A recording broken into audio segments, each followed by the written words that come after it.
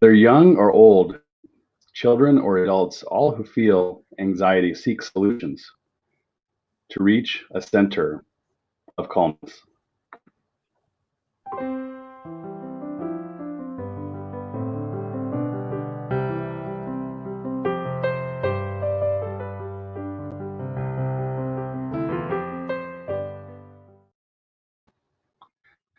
Good morning, everyone, and welcome to another episode of Center of Calmness. We are super blessed this morning to have Sophie Shaw with us. Good morning, or actually for you, good afternoon, Sophie. Yes, hi, good afternoon, good morning. So glad you could join us today. And you're calling in from Norfolk, right, in the east side of the UK? That's right, we're in East Anglia, the east part of the UK, that's right. Excellent. I'm calling in from Houston. So how are things where you are in Norfolk? Yeah, not too bad. It's a nice kind of autumny day today, blustery and fresh. It's not too bad here. Excellent. And if I could ask, has the pandemic affected your area very badly? No, we've been quite lucky in Norfolk actually.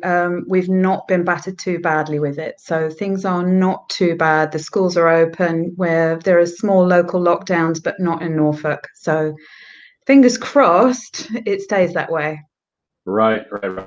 Yeah, here in Houston, we've had a relatively light, how would you say, restrictive issues, but still restaurants were closed for a long time, and we are thankfully coming out of all of that. The schools are starting to return, at least at partial capacity. All That's positive great. and good signs so far. And we were also talking before we started about the seasons, and you mentioned an interesting solution I thought we might want to touch on. Did you call it a specific type of light to help take care of the change in dark light timing Yeah. as we winter time? I've always struggled. We're getting into the slightly the shorter days here in the UK, and we're getting slightly darker mornings. So when we wake up in the morning, it's dull, and we just don't have that light that wakes you up and makes you feel kind of ready for the day. And I always struggle a little bit with that. And so I've invested in something called a SAD lamp, which is it's a dreadful name for a product, but what it Right. stands for is it stands for seasonal affective disorder. And that just what it means, what it does, the purpose of it is that it floods your brain with appropriate bright light to help you wake up in the morning, to help regulate your mood, to help you sleep better. It just kind of helps your circadian rhythms adjust a little bit more to the darker days and the darker mornings in particular, for me anyway. Yeah. Well, I think it would be helpful even for folks that aren't aware of any change. We're all affected by the seasons, right? And to have a little extra boost, you mentioned only 15 minutes a day or so is enough to have a dramatic impact. Yeah, so far it's really helping us, and we're brand new using it, but it's really helping me and my son, who really struggles to get up in the morning. He feels so dopey and so sleepy, and I've noticed in the last few days, just 15 minutes in the morning really helps him, and that for us in our household, that makes a significant difference because mornings are often a flashpoint. So it's been quite helpful so far. Yeah. Oh, definitely. I can completely agree with that. So much going on in the morning and usually not enough time to get it all done. So 15 minutes and a little bit better awareness and alertness can work wonders for you, right? It starts the day off on a much better footing, which is great for setting you up for the rest of the day, for your mood, for your levels of anxiety. It's all really good for that. Absolutely. Sounds good. If I may ask, who you work with certain types of clients. So who is your typical your kind of central client base that you work with? I love to work with women who are looking after children who have complex emotional or physical or neurodiverse needs. What we might otherwise think of as autism, or different or extra needs. Work with the mothers, the parents, and especially the mothers, because the mothers tend to experience an enormous amount of anxiety, overwhelm, stress. They're the kind of people who tend to put themselves and their own needs at the bottom of the list of priorities, and they prioritize everybody else's needs. And they tend to looking after not just their children, but they might be looking after an elderly parent, or just being the person who does it all. and then they end up burned out and stressed out and depleted and highly anxious. So yeah, I'm a parent of somebody with my son is neurodiverse. He has complex emotional needs. So I'm very well experienced in the journey of frustration and anxiety and overwhelm and kind of helplessness that can sometimes be experienced with all of that. Absolutely. I also, as we were discussing earlier, have one or actually two children that also have what we call special needs.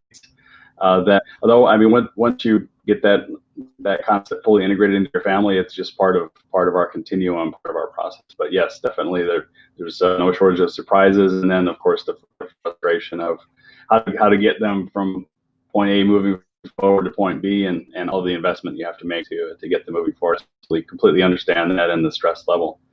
Yeah. So in your own experience, even before we get to your clients and onward from there, how do you manage your own anxiety and stress levels, given that you have a child that is neurodiverse? I have a number of different coping strategies and a number of different support mechanisms, because I recognize that I'm a single parent as well. So I recognize that I can't do it all by myself. So one of the first things that I do is I have help. So my son and I have a phenomenal family animal-assisted therapist that we go and see. She's incredible, and we work with her horses and her dogs, and we explore our relationship in extremely positive ways and in a safe way. And we have that support, which is extremely important for both of us. And then for me personally, I also have personal support from a strategist that I work with. And then for my own personal practice, I'm a Reiki master and a hypnotherapist. So I have my own meditation practices, my own healing practices, my own calming strategies. I use tapping, I use journaling. I write a lot about what I'm feeling and what that means and how I can process all of that. And then just doing the healing work. Making sure that I have small pockets of time here and there to keep checking in with myself and allowing whatever is coming up to come up and to be released and healed. I see. One question I had regarding Reiki, I had understood, I don't know that much about Reiki, but I had understood that as a technique that's mostly applied to someone else as a healing technique. How would you apply the Reiki strategies for your own situation? Well, in actual fact, that is true. Reiki can be practiced on other people, and it is. And you're not alone. Most people think of it as a healing modality for treating other people. But in actual fact, the fundament of Reiki is about self-healing.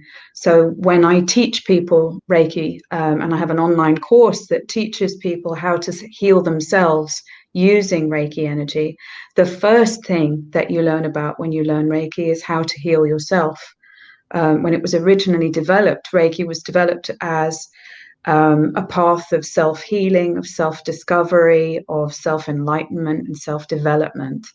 And it wasn't until a little bit later that it transformed or evolved into something that could be used to heal other people.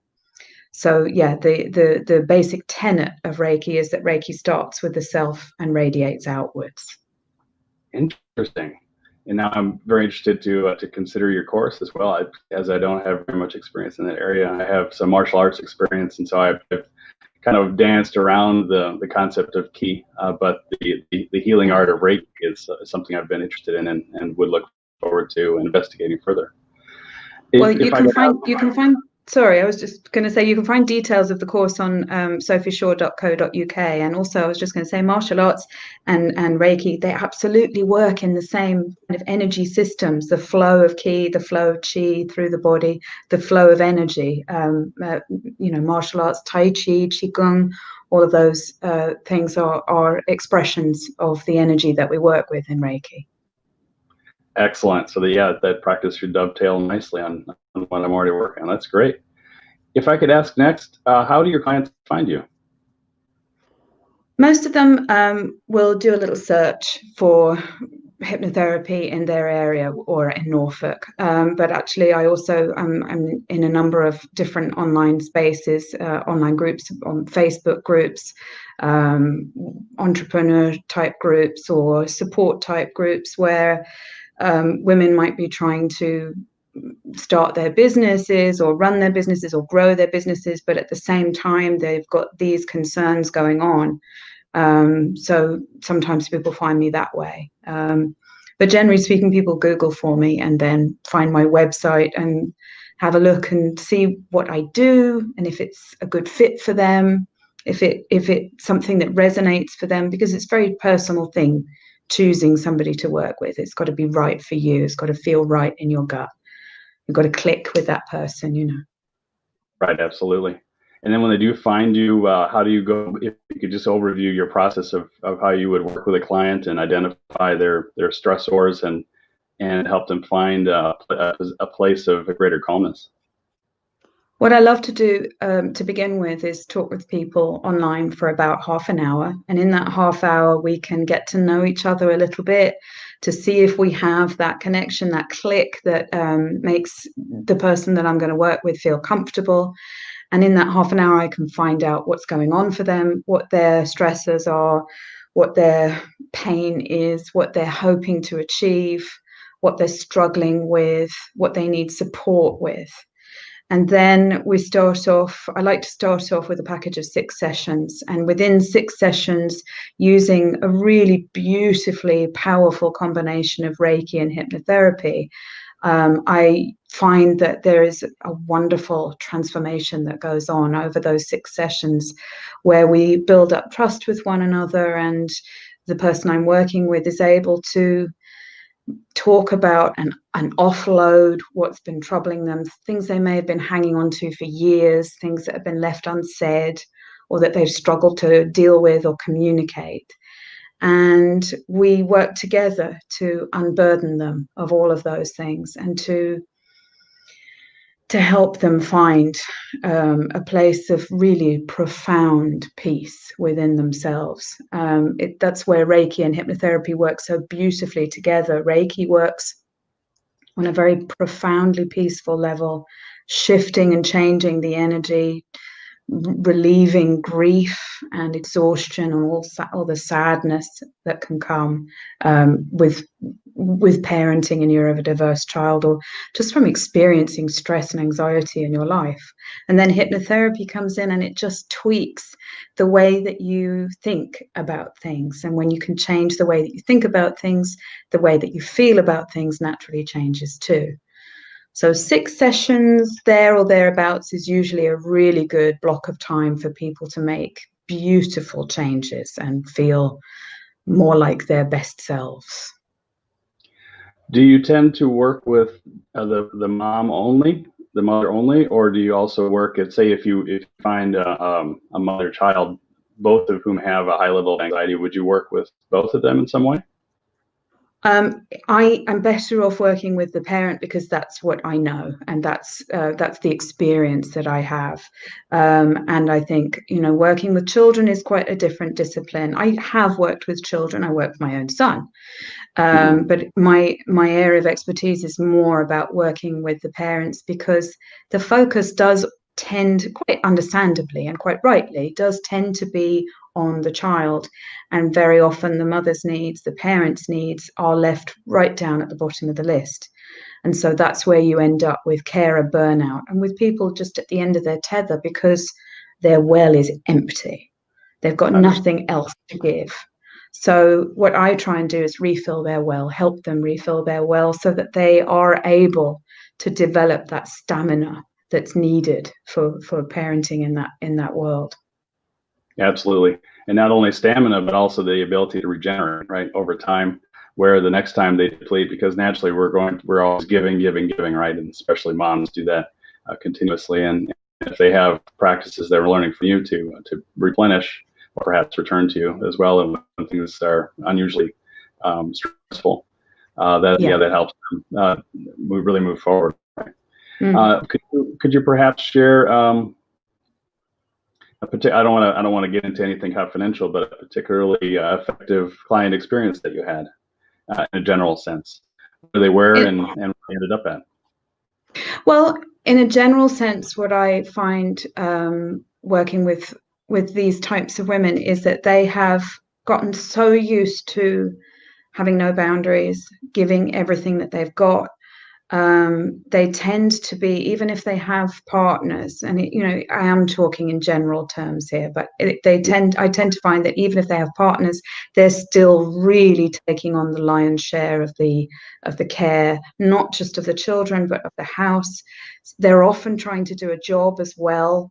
So, I have people who are, working in some fairly high-level jobs, running charities or planning events and management, and they're giving in all directions. So just by virtue of taking 1 hour away from all of that, 1 hour or an hour and a half with me once a week, gives them a place to recognize that they are allowed to have needs. And not only that, but those needs deserve to be met. How they can meet those needs for themselves, but also strategically how they can reorganize their lives a little bit so that they don't end up so depleted. So I teach them to listen to and to recognize what they need, and then to meet those needs. I see. So really, it's a matter of essentially transfer to them a new skill set, if you will, with the support of your advanced techniques, and then at the end, their life is rearranged and forever changed at that point. Ideally, I don't know about forever, because these things tend to be sort of, we tend to have been so ingrained in a habit of not caring for ourselves that it's not surprising when some people need, a top up some months later. But yes, the bulk of that can be shifted for good within those sessions. And the idea absolutely is that they become independent of me. I don't work in the traditional psychotherapeutic model of endless sessions that just go on for who knows how long. Exactly. I don't believe that that's I believe psychotherapy absolutely has enormous value, but I don't subscribe to that model of endless sessions without any kind of end goal in sight. So my goal is for my clients to be independent of me, to be able to walk away on their 2 feet and just go, I've got this. I know how to change how I feel. I know when I'm running low. I can recognize those signs. I know how to refill my well. I know how to look after myself. I'm in control here. I've got this. And that doesn't mean that you never feel bad again. It just means that you don't sink to such a depth that you can't find your way out. Exactly, and that's where the shift is. And then, of course, you remain as a resource, as you put it, to top up or just to remind them of the techniques they've learned and how to apply them more effectively. That's completely awesome and super valuable. I did want to, before we close here today, get to the offering that you do have for children, even though you work most primarily with the mothers. A new book that you have coming out. Yes, my book for anxious children. It's called The Hare and the Moon, a calming fable for anxious children. And I'm super proud of this book. I released it back in 2019. And I've re-released it now, or I am re-releasing it now in a beautiful full color expanded edition. And it's just a lovely, gentle, calming story, and something that mothers can share with their children. And it's aimed not at the kind of preschool age, but slightly older, because I find that that's where there's a real gap for resources in helping children who are able to read for themselves and have that independence, but there's, that they're experiencing anxiety, maybe experiencing anxiety about going back to school, or about being isolated or bullied from their friends, that kind of thing. So yes, this is a book that teaches children without them knowing that they're learning them. It teaches them very simple mindfulness meditation techniques. And there's an audio book that goes with it as well. So if bedtimes are an issue, then this is a beautifully calming story. You can read it to your child, you can read it with your child, or you can have the audio book and have it read to both of you together. And it just takes the heat out of bedtime and takes the edge off of all of that anxiety. That is huge. I am going to need to look after getting a copy of this for myself to review it. When is it to be published? Well, this is slightly annoying, but it has been published. It is on Amazon right now, but it's because it's a very new release, it's showing as out of stock. So it should be available this month. I'm not 100% certain of a date, but I will be keeping everybody updated through my website. So if people want to find the book and get it, just go to sophieshaw.co.uk, and through my mailing list, I'm going to be offering giveaways and freebies and discounts and signed copies and all that kind of stuff. So yeah, this month, I'm hoping. Excellent. Well, I look forward to that. I will keep in touch and see if I can pick up and review a copy myself. And invite the audience to do so as well. And so I've applied the banner information here, Sophie Shaw, www.sophieshaw.co.uk. And Sophie, we really so much appreciate that you took a few minutes to be with us this morning. Total pleasure. It's been lovely chatting with you. Likewise. Hope we'll meet again soon. And for the Center of Calmness, I'm DK Warner.